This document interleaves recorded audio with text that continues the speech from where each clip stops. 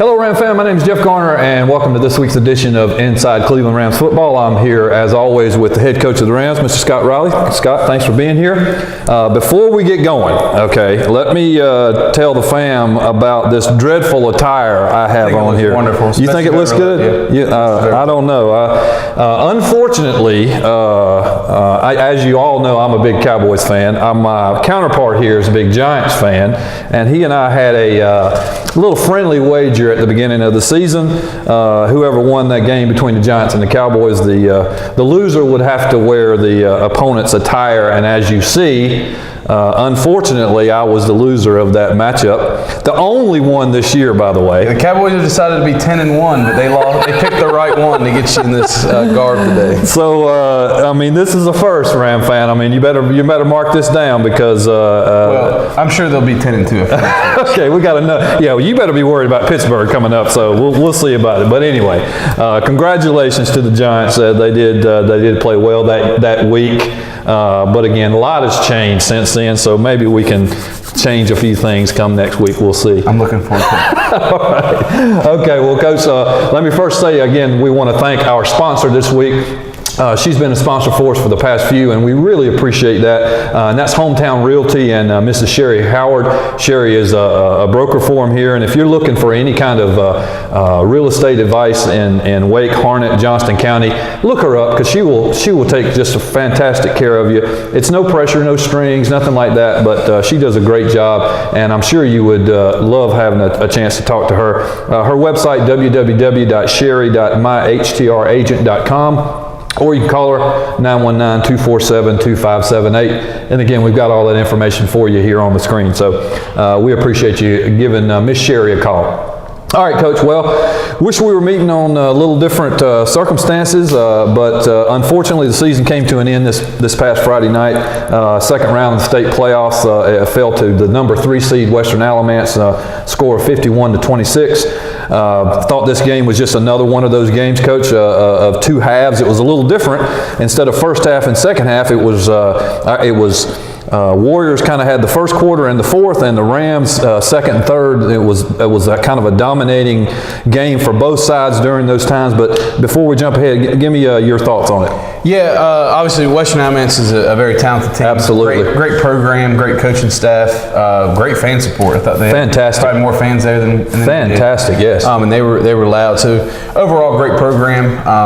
If you're going to get knocked out of the playoffs, you want it to be to a well-run program, yes, well-coached team, and unfortunately that's what happened. But yeah, they stormed out to a 23-0 lead. Cut into that right before halftime, and then were able to go on a big run there in the third quarter. They only had like 1 or 2 offensive snaps right. in the whole third quarter. Offense stayed on the field, got some turnovers, and really did a good job in that third quarter. And then they got a big touchdown pass, and then they kept that momentum going forward from that point on. So it was, I think 23-0, 26-0, and then 28 run at the end of the game. So a game of runs and momentum, and they had the last run. So yeah, they ended up the win. I got to agree with the quality of that program and the folks. It's my first chance meeting those guys and the coaches and the people up in the booth and that kind of thing. But just a class act. I mean, they really were. They're a class act. Fine young men on the field. Again, you hate to get beat, but like I said, you do, if you're going to, you want it to be against the class program. And I agree with you. I think they were very classy. As you mentioned, Coach, a big thing of runs. It's one of the weirdest, wildest games that I've been a part of. But I will agree. It seemed like the faucet would turn on for one and turn off for another, and then it would just be opposite. So just a great game of runs. But let's talk stats a little bit, Coach. Where I thought the difference in the game was, and I want to hear your take, was on the ground. The Warriors were able to gain 201 yards on 31 attempts, and the Rams only were able to get 60 yards on 26 attempts. The running game just couldn't quite seem to get going. I know running back Tyson Dew, he got a little dinged up, and that was probably a piece of it. And you got to give a lot of credit to that defense, and you can't take anything away from that. But talk about the ground game a little bit. Yeah, obviously I agree with you. That's probably the difference in the game. If you look back at our 4 losses this year, is the games we struggled running the football. Terry Sanford, West Johnson, Garner, and then Western Alamance. So the those are the games we probably struggle the most running the football. Tyson getting knocked out of the first quarter hurt a lot of the things we wanted to do, but Joseph James came in and played really well. Absolutely. So I don't know if that would have made a difference in the running game or not. Tyson's a little bit better at catching the ball out of the backfield, and they were playing a lot of man coverage, so we wanted to get him on a linebacker a little bit more, but we were able to do that with Joseph James there in that third quarter as well. So I don't know if it made a difference or not. Obviously, it hurt the playing going in. It might have hurt the play calling too, and he's not back there. A little different, But yeah, obviously not the ability not to run the football consistently was a difference there. Were they scheming something that you weren't quite ready for, or is it just they're just good? They were both. They were good. It was a lot of what we expected. 4-man front. 4-man front and that man coverage back behind it is kind of been the formula that all four teams have used this year that have beaten us, and we weren't able to execute well enough up front a couple of times, and then too, when we got behind 23-0, it becomes a passing game. So circumstances dictate some of that as well. Let's talk turnovers a little bit. Even for the game at 2, Warriors intercepted a couple balls, Rams recovered a couple fumbles. Do you think the turnovers really had a big difference in this one, timing and that kind of thing? Well, we thought just looking at their team and how talented they were, particularly on offense, we felt like if we were going to have a chance in the game, we had to win the turnover margin by about 2. And we thought, with the onside kicks and ability to strip the ball occasionally here and there, they don't make many mistakes throwing the football, but we thought, maybe that would give us a chance to win the game. And we got the 2 turnovers, but we also had 2 turnovers. Right. So I thought, in the big scheme of things, you look back at if we won the turnover margin by 2, we're in the football game. We get 3, we might have a chance to win. So. Yeah, obviously being 2-2, but I don't think it had a big factor in the outcome. Right. But I thought our goal going in was we had to win that. Have to win that battle, right. Well, offensively, quarterback Caden Norman in his final game at quarterback for you, Coach, 23 of 40 for 318, 3 touchdowns, 2 interceptions. We already mentioned those a little bit. 5 different receivers had catches. Leading the receivers, of course, was Mr. Jacob Scott. Jake had 8 catches for 97. Wasn't able to get into the end zone this time, but I really thought it seemed like the Warriors were really focusing in on him, as I would if I was a defensive coordinator. But your thoughts on that? Yeah, I thought both playoff games, a lot of coverage was directed his direction, and they did a good job with it. He's still able to get 90-some yards, and they kept the deep ball away, just with that keeping the safety over the top. Yeah, the safety over the top a couple of times. I mean, on those big plays, either knocked it down or even had. Yeah, and we went on that run. We're able to exploit that a little bit by working Jake Mason on the other side of the inside. And he had, I think, 3 touchdowns in the game. So we were able to exploit that a little bit, the overplay, but not as much as we usually are. We usually can get teams out of doing that. Right. Speaking of Mr. Scott, on his second reception of the night, Coach, as you well know, broke the North Carolina High School Athletic Association single-season receiving yardage record. Finished the season with 1,915 yards, surpassed the mark of 1,834 set by NFL now great player Muhammad Massaquoi. He was from Charlotte Independence. The record was back in 2004. We're going to talk some more accomplishments here a little later on, Coach, but got to talk about this one, a special one for just an outstanding young man.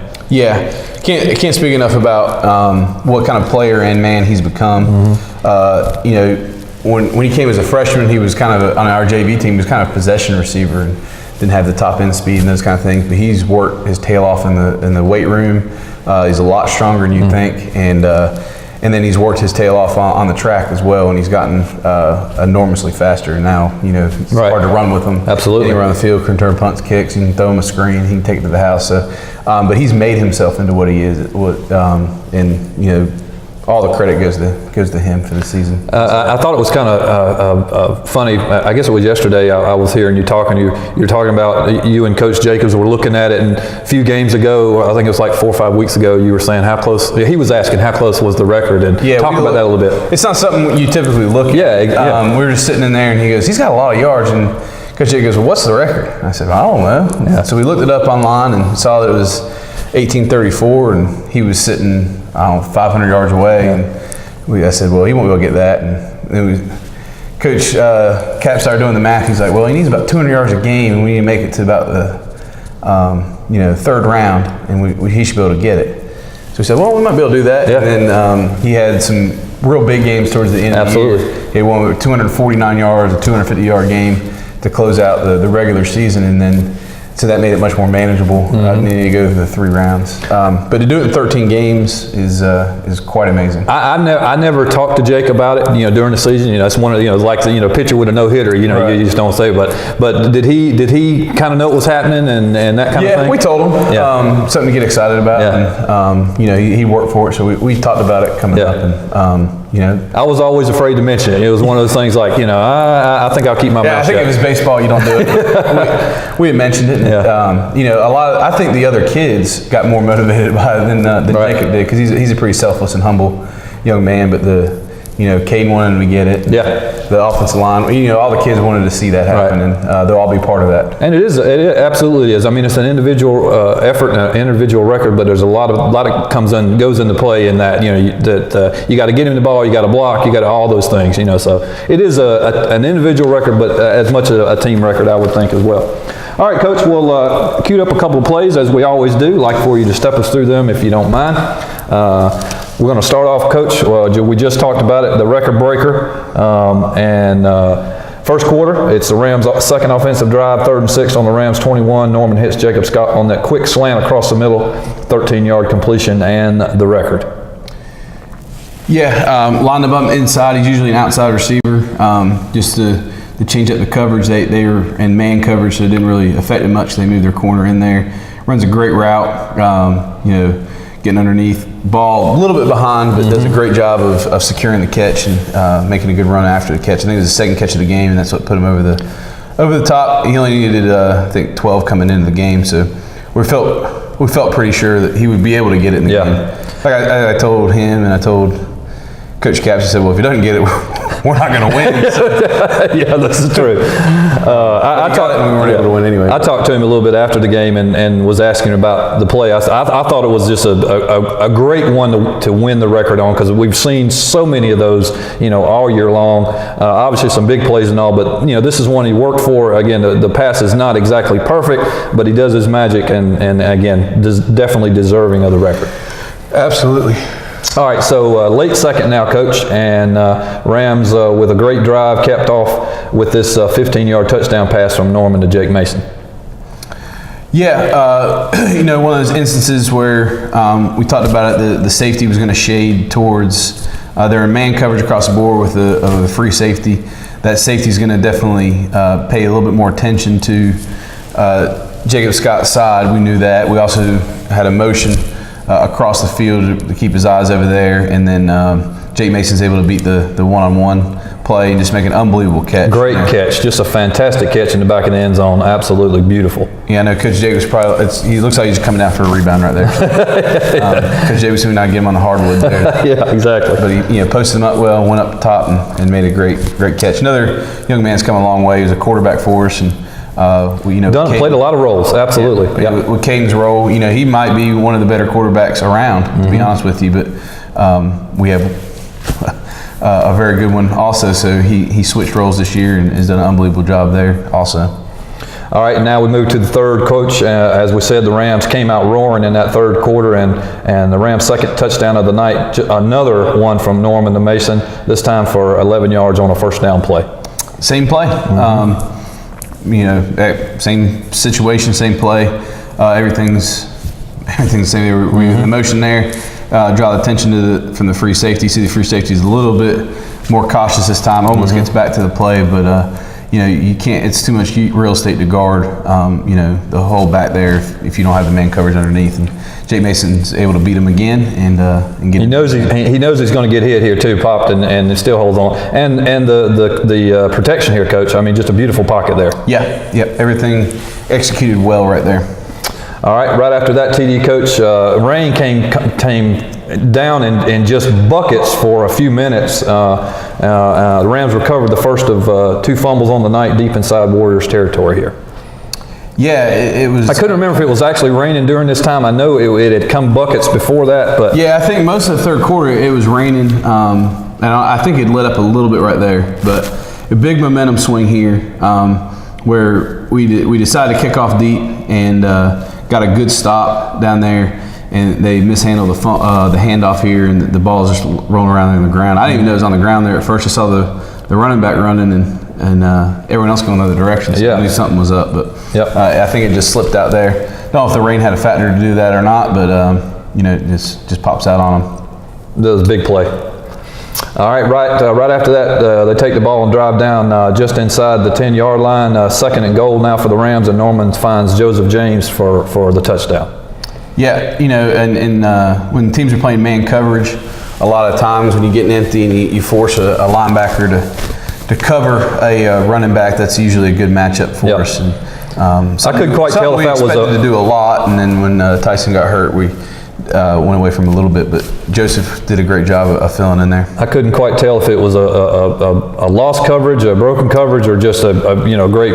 Yeah, when you get them all bunched up there, they had been playing man pretty consistently. They played a little bit of zone in the second half, but pretty consistent man coverage, and I think they just lose sight of who's got who in that case. And if it is a zone coverage, then it's just a blown coverage to the flat. Yep. All right, ensuing kickoff now, Coach, and your special teams comes up with the recovery. Yeah, obviously we did 9 onside kicks against Union Pines. We've had quite a few success with it throughout the season with it, and we got their hands team out there and for the whole game, but we still wanted to take our chances and got an unbelievable kick right there. Unbelievable, great bounce. I mean, you can't ask for anything better than this one right here. Wyatt's been a little bit better with those onside kicks, but Bailey's been working really hard at it. You can't ask for a better kick. On bounce there, and then we did a great job of hustling down the field and getting there. So, all this was happening at the same time. This is a part of our big swing here, and it did a great job of keeping our defense off the field, offense on the field, and just need a few more of those type of plays to go our way. In the fourth quarter, and I thought we would have a chance, but got to be just about the deepest onside kick recovery that I can recall, or whatever. I mean, I know we've sky kicked a few and that kind of thing, but like I said, this bounce and all, I mean, it's just perfect. You get the high bounce over that front line is what you're trying for, and then the second player, it rolls through his legs because of the awkward bounce, and the players get real excited about that. You can see how excited Bailey is in that clip. All right, Coach, after that recovery, Rams have a first and goal again from the 7, and it's just a great play call. Like I said, I think we talked about this kind of, this little shovel pass kind of effort. I love this play, and John Barnes, number 80, takes it in. Yeah, John had a good little run of 3 plays in a row. He recovered the onside kick we were just speaking of, and then he had an unbelievable catch to set up this play. Yes, he did. And so it just does justice to give him the touchdown there, since he done so much he gets down there. Unbelievable sophomore, and we look forward to having him back. One of our 3 sophomores that were all conference this year. So look forward to having him back, and great blocking up front. Yes. James Martinez opens up a huge hole there, as the rest of the O-line does as well. And when you get that motion in the toss, everyone's thinking the play's wide, and it cuts back up underneath. So great job. Obviously, wide open, well blocked, and well executed. Had them on their heels there. Like I said, best three consecutive plays by any player in the game right there, with the onside recovery, the big catch on the sideline, and then the run in for the touchdown. If we just had a few more of those plays, could have been a different story. But ifs and buts and all those kind of things, as they say. So, all right, Coach. Well, thanks for that. I appreciate it. So, I would like to reflect on the past season just a little bit. Let me throw a few items of note at you. Not that you don't know what these are, but just for the Ram fam. Rams finished the season 9-4, going undefeated, 5-0 in conference play, making the Rams the Two Rivers 3A conference champions for the 4th straight season. That's just quite an accomplishment, to say the least. I don't know how many teams are in the area nor in the state probably can say that too often, but you've been quoted as saying that this team had more injuries, faced more adversity of any team you've been a part of, but you say that not as an excuse. In fact, you've never rested on excuses. That's one of the things I think, commend you for, and the rest of the team. I've never heard excuses on this team. I've never heard any of the other team, the players say that. They just don't rest on that kind of thing. But you base it that, this is just an amazing triumph for them to overcome those kind of things. Talk about that a little bit. Yeah, very proud of the way they responded to, 2-3 start, and a lot of injuries in those first 5 games. Several of them serious injuries where the players aren't going to come back, or wouldn't come back that season. And a lot of teams would have fallen apart when that happened, and they didn't. We talked about it. At the end of the year, your record is your record, no matter what happened to you. And every team goes through injuries, and so there isn't any point in making excuses. There's no asterisk on those records of injuries or this, that, or the other. So we talked to the seniors after the Terry Sanford game and said it's your team to lead, and your job to make sure we don't quit on the season and get down on it. They had been through troubling times before. We started 2-3 the year before. It was a little different 2-3. We were healthy. We were, I think everything was like a 6 points or less, the 3 losses. So we're in every game with very competitive teams, and the 3 losses weren't close. Yes. So the team responded really well, reeling off. We went over 2 months without losing a game after that, and the kids, really learned a lot from it. And obviously you want to win a state championship, you want to do all those things, but most importantly, you want the kids to learn about how to, some life lessons with them, and they learn, life isn't easy. Yes. And it's not handed to you. It's not handed to you, and bad things are going to happen to you, whether no matter how good you are, how much you pray, bad things are going to happen. And it's how you respond to those things is going to determine how successful you are in life. And they responded well and had a successful season, and hopefully they take that lesson when bad things happen to them in life, they can move forward and still be successful. All right, Coach, let's talk individuals stuff here a little bit.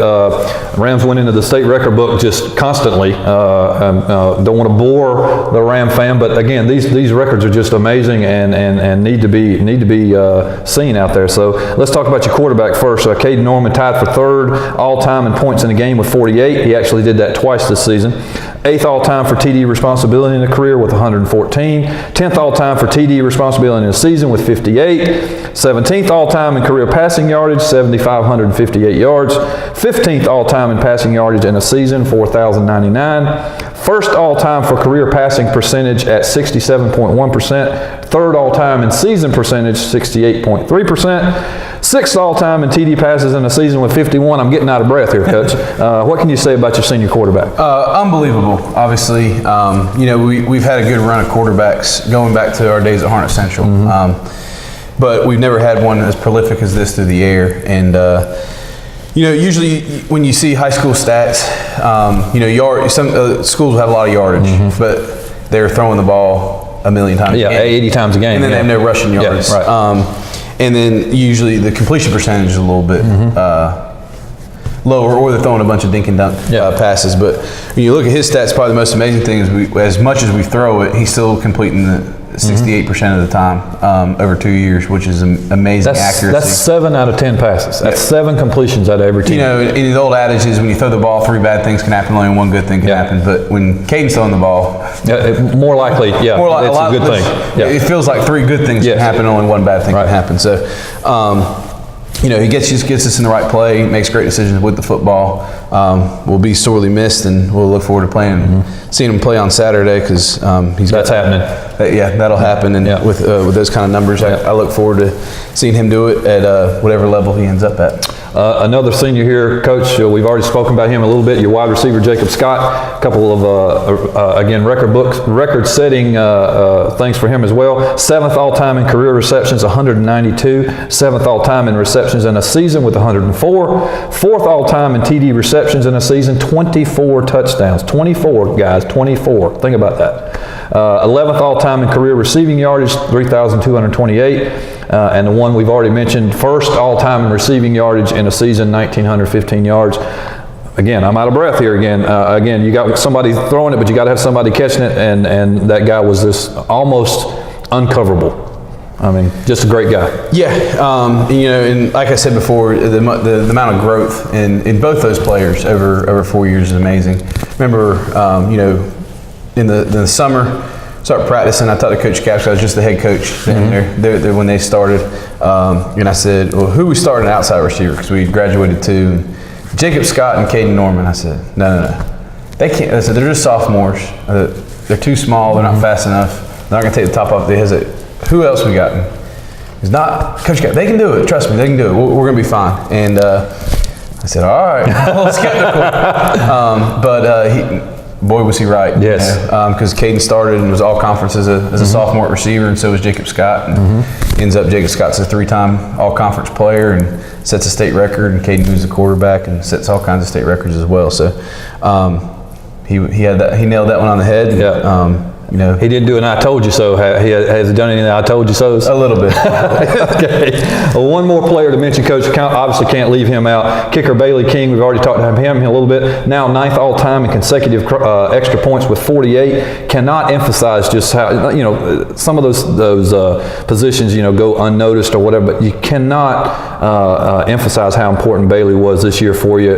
Again, that consistency on extra points. The kicks. He's just did great. Yeah, and he's got a good leg. Yeah. You don't see it because we don't ever kick field goals because we keep scoring touchdowns. Absolutely. You don't throw 51 touchdowns and kick a bunch of field goals also. So, maybe that's something we'll be able to use a little bit more next year. Fortunately, he's a junior. All 3 kickers work incredibly hard. I came back for the banquet last night, and I was driving back here. It was about 4 o'clock, and Bailey's out there kicking, kicking field goals. And you come out Saturday, Sunday, one of those 3 kickers out here kicking. So, got 3 great ones. And he's a star on the soccer team too. I mean, just a fantastic star on the soccer team. So I mean, he was double duty this year and all. So. Right at the banquet, he was the socke player of the year for the conference, and got special teams player of the year for our conference. So he brought a lot of hardware home last night. But great player. And Wyatt Covey's a great kickoff guy, and does a great job with onside kicks, and he's very accurate as well. And Hunter Baldwin's got a big leg also. So. We'll have a lot of looking solid there. Trying to figure out a way to put 3 of them on there for onside kick. Do something crazy, but we'll figure out a way to use them all. A few more team records I'd like to mention, Coach. We talked about some individuals. A few more teams. First all-time in average yards per game, 317.7. Again, 317.7 yards, folks. I mean, that's the average yards per game. First all-time in completions per game with 20.6. Third all-time in touchdowns in the season, 51. I used the term a minute ago, prolific offense. That's just an understatement. Yeah, and it really does credit to Caden with his proficiency. The other teams that are up there in the top of the state are with completions per game are also up there with attempts. Right. We're not really in the top. We're not in the top 10 for attempts a game. We're just in the top 10 for completions a game. So incredibly efficient with the football.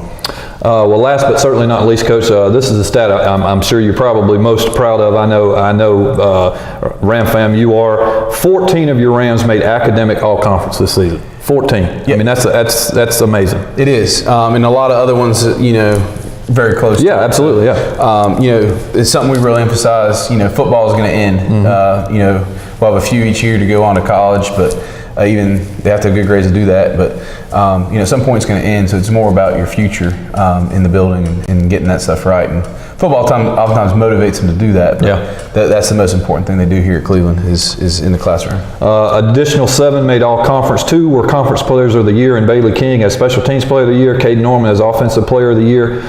Just accolade after accolade after accolade. And again, these guys are great on the field, and I don't want to beat a dead horse here. They're great on the field. The numbers speak for themselves, but just outstanding young men. Absolutely outstanding young men. All right, Coach. Well, let's talk about the upcoming season a little bit.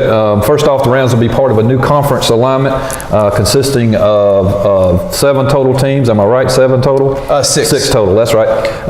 And so, not sure the name of this point. I think you told me beforehand it's the Greater Neuse. Yeah, I think that's what Greater Neuse 3A. It was the Greater Neuse 3A conference. So the new conference is going to be South Johnston and Smithfield Selma. They're what we've had already, but we're gaining West Johnston and Clayton and East Wake, which means we're losing Western Harnett, Corinth Holders, and Triton. So talk about the conference realignment a little bit. Is that going to change things up in your mind? Yeah, I'm excited about it. Obviously, would have liked to kick Corinth Holder in the mix just because it's a natural rivalry and we started at the same time. And, but they were just over the line to go to 4A, so we couldn't keep them in the conference. But adding West Johnson and Clayton, real big rivals, and then get to play them in late October is going to be exciting football. And there'll be a few people here. I think it'll be a few. All right. Well, I actually brought the schedule in with us, Coach. I'll pop that up on the screen for your Ram fam there too. But let's talk about the upcoming season a little bit. A couple of scrimmages, obviously, to start the year, and we start out Friday night, August 18th against Roseville. That's an away game. We got Garner at home. We get Terry Sanford back at home. Cardinal Gibbons here at home. So it's 3 home games in a row, 3 away, blah, blah, blah. Talk about your schedule a little bit. What jumps out at you? Yeah, well, my assistant coaches weren't real happy with me when they saw it, because the 6 non-conference games are extremely difficult. We could be a pretty good team next year and be 0-6 in the conference. That's a tough one. Obviously the way playoffs are done, if you win the conference, it doesn't really matter what you do in non-conference. But if you don't win conference, that can be an issue. So they're all games that we'd be competitive in and we have a chance to win, absolutely. But they're all teams that are, Roseville has a lot of talent. They had a little off year, but big 4A school with a lot of good talent there. They had a new coach this year, so he'll get things back in the way he wants them run. And then, of course, Garner is Garner. Fuquay, Cardinal Gibbons. I mean, there's no there's no pushovers on that list. Gibbons and Garner are still playing right now. And it's December, so they obviously have very good programs. And but I think if we can be competitive, split those games, or have a winning record. God forbid we go undefeated. It's going to make us better in the long run. Last 2, Coach, West away and South at home. I mean, those are 2 biggies. That's going to be 2 biggies. Yeah, so you're obviously playing county rivals in October and then in November. It always draws a big crowd. We've last 2 years we played Corinth in that South Johnson slot there, last game of the year, and it's always been a great atmosphere. Conference championship's been on the line both years we played them, so hopefully that'll continue. And Clayton October, West Johnson October, South Johnson October. Hopefully we've become accustomed to those huge crowds when we play Garner, West Johnson, Clayton in August and September. And it'd be nice to have them when the weather's a little cooler, and hopefully we can keep that momentum rolling through the playoffs with attendance. I'll tell you what, you do well in that with that schedule, and you're going to go a long way. Absolutely going to go a long way. Yeah, there'll be no freebies in that look right there. All right, thanks, Coach. So let's talk about, again, graduating quite a class. We've already talked about a few of them. 14 seniors, several of those at some very key positions, including quarterback, wide receiver, linebacker, defensive end, center, tackle. Your seniors have left quite a legacy here at Cleveland. 4 straight conference titles, 39-14 over their 4 years. 39-14. I mean, just think about that. 20-7 in their junior and senior years. 19-1 in conference games over the past 4 years. 19-1. Undefeated 10-0 in the conference for the past 2 years. That's a lot to live up to for your underclassmen. But you've got at least 19. I think I counted around 19 of juniors that'll be moving up. Talk about those guys moving up, filling in some of these gaps. What's your thoughts there? Well, it's the kind of same process we go through every year. We lost, I think, 35 seniors the year before, so it'll be a little less attrition as far as that goes. But, the worst season we've ever had is 9-4 and been conference champs. So, we've won a few more games, not been conference champs, and things like that. But, it's kind of a next man up mentality. Same thing we had with injuries. And some of those injuries, while they were terrible to have, is going to prepare us better for next year, because some kids that we thought would be just JV players got a lot of varsity experience, and that's irreplaceable. If you can play and be successful as a sophomore on varsity, it's really going to encourage your growth. But the one thing I've learned is, over these years, is you don't know what your team's going to be like next year. Absolutely don't. You're going to get some surprises one way or the other. You can return, and we've done this before. We returned every single starter because we didn't have the seniors in 1 year. Your team's still different, especially at this age. You're different when you're 15 than you are 16. You're different when you're 16 and 17. As simple as you might get a girlfriend, and that could make you play Changes better. Things, make you play worse. Yeah, so, absolutely. At this age, you really don't know what you're going to get until you play that first game. But we have some indications that we have some good talent on the upswing. 3 sophomores were all conference, and they'll be back, and there are several other more that were in contentions, and good junior class going to be seniors. So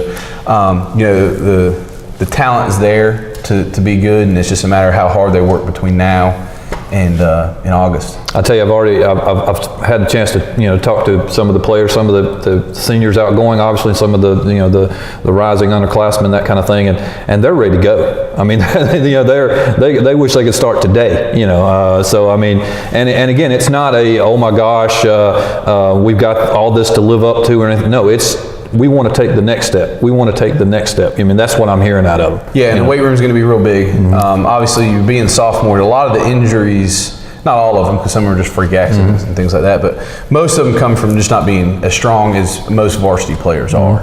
You know, we had a large number of shoulder injuries, and a lot of that is just not being as strong. Right. The muscle build up around it, and wear and tear. A lot of those injuries don't happen. So the weight room is going to be huge for those sophomores to be as strong as juniors and seniors.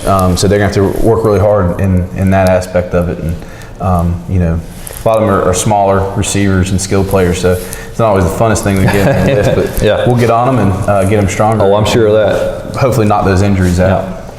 All right, well, there you have it, Ram fam. What a season this year, to say the least. What a 4-year stretch for this group of seniors. You know, you just cannot say enough about these guys, about this program and what it's accomplished. We don't want to get lackadaisical, though. We don't want to get fat and happy. And I know this man right here is not going to let that happen, and the rest of the coaching staff's not going to let that happen. But let me close, Coach, by saying a couple of things. You know, personally, it's just been an honor and a privilege to cover you guys this year, and to sit here beside you each week for this show. You and the rest of the Rams coaching staff are just to be commended, you know, for the jobs that you're doing. Certainly in the win-loss column, that speaks for itself, and we all love the win-loss stuff. I mean, I'm as competitive as anybody. I hate to lose, but more importantly, you know, you're continuing to create a culture here, Coach, of just the finest young men, academically, mentally, character-wise, all the above. And you know, I thought you made some outstanding comments, you know, after the game. Obviously, you were disappointed. We all were, but I thought, you know, the words that you said to the guys was just from the heart. I knew it was from the heart. But again, you know, to paraphrase, you said if you came out here just for the win-loss or for that you know, that trophy or whatever, you've missed the whole, you know, point of this program. Talk about that a little bit. Yeah, you know, obviously they want to win a ring and win a state championship, but if that was the only goal, it'd be hollow and it'd be empty. You know, it's about becoming a man. I said the most important ring is not going to be something you win in high school. It's going to be the ring you put on your wife's hand. There you go. At the end of the year, I mean, into the you know, when you grow up into the childhood aspect of your life. So, you know, and I said, you know, whatever happened tonight, win or lose, it's not going to be the apex of your life. Yes. I hope not. I hope it's not. If it is, I feel sorry for you. Absolutely. So these guys have bright futures ahead of them, and we look forward to seeing where they go. Absolutely. I can't wait. Some of these guys, I mean, all of them for that matter. I mean, again, they come back. I know we've talked about that throughout the season. I mean, you're always seeing guys come back. We had several here on the field that, you know, at the last game, and several. I mean, just to see them come back, you know, and want to be a part of the program, want to be a part of picking the team up, and, you know, that speaks highly of you guys as well. Yeah, and we've got, you know, 2 former players that coach with us Absolutely. now, and hopefully that's something we can grow. Talking to Western Alamance coach before their game, and except besides him, every single one of his assistant coaches played at Western Alamance. That's awesome. So that's why the program, their program's at the level it is. Right. Because not only are they coaching there, but they have passion for it. They know what it's about, and that's hoping something we can grow as well. Well, you know, I'm proud to call myself part of the Ram fam, and that's directly related to what you and the rest of the coaching staff are doing. And I just want to say personally, thank you very much for all that you do. Well, I appreciate it. I much feel bad that the Giants got the Cowboys next week. Here we go again. Okay, I was hoping to get by with that, but anyway, okay. Well, you know, I do have to show this, I guess, and I got a Eli on the back and all that. So anyway, next week, you know, after the Dallas wins that one, maybe I can get a little picture of the coach over here in some other attire. But anyway, all right, Ram fan, thank you so much. I've got to say thank you to you as well. I know I speak for the coach here a little bit that, you know, we appreciate you being here. You know, you just have no idea how much it means to have you out in the stands supporting this team. So, you know, want you to keep doing that. Again, now we're moving into the winter sports. We got basketball and wrestling and swimming, and you know, so we need you there as well. I know Coach Riley and the rest of the coaching staff, you know, they're going to be out. Need to see you out there as well. But final comments on our last show here, Coach. No, I appreciate all the support this year, and hopefully I'll get to sit in the student section and go crazy at the basketball game here soon. So hopefully you guys can come out for that as well. You might have a life here now, starting a little bit. I don't know. You know, you got to figure out what you're going to do with your time. Yeah, I got a few more 100 pair of girdles and pants to fold up, and once that's done, I'll have a little more free time. All right, Ram fam. Well, again, thank you so much, Coach Riley. I certainly appreciate seeing you again, and thank you for being here with us each week. I know your schedule is just so bad and so tight, but really appreciate you being here with us, and thanks a lot. Thank you. Ram fam, until next time, until next season, as always, go Rams.